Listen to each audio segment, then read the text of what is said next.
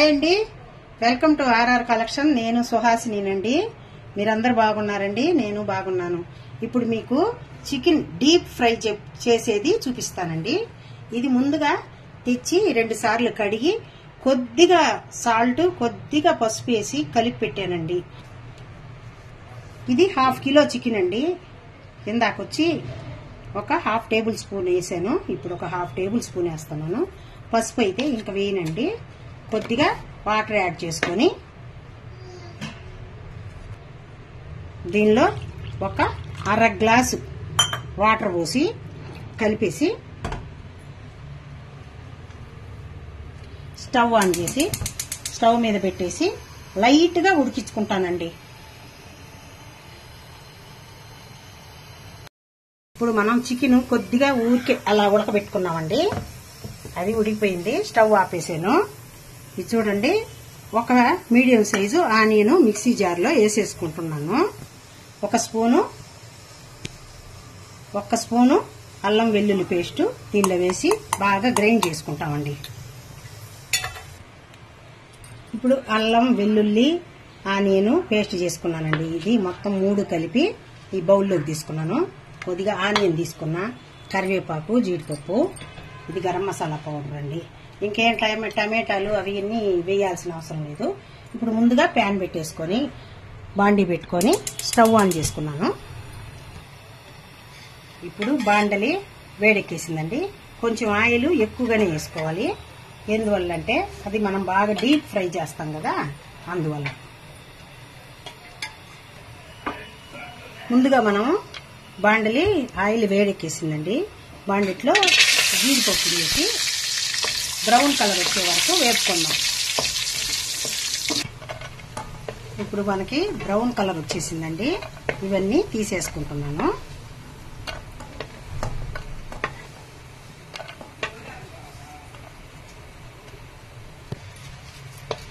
ఇప్పుడు అదే ఆయిల్లో మనం కట్ చేసి పెట్టుకున్న ఆనియన్, ఒక పెద్ద సైజు ఆనియన్ కట్ చేసుకున్నామండి.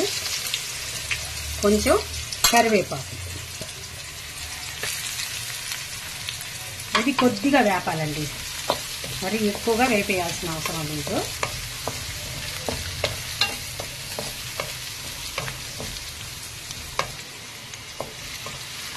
ఇప్పుడు కొద్దిగా వేగిందండి. ఇది ఆ మాత్రం వేగితే చాలు.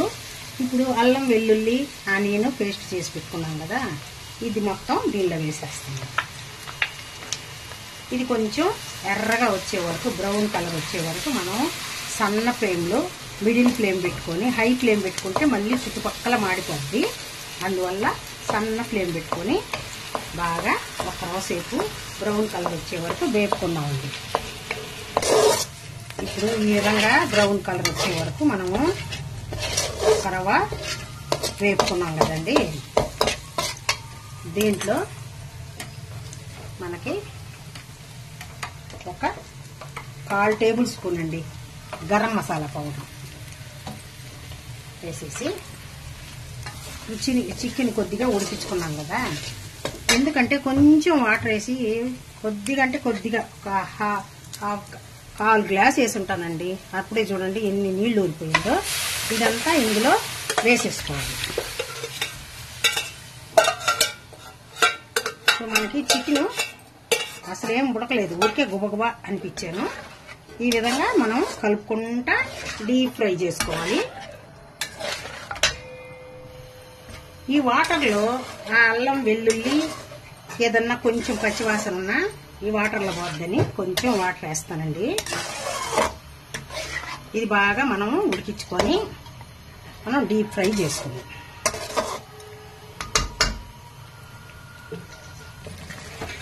ఇప్పుడు కారం వేసుకోవాలండి. మనం దగ్గరకు వచ్చేసింది, గట్టి పడిపోతా ఉంది కర్రీ.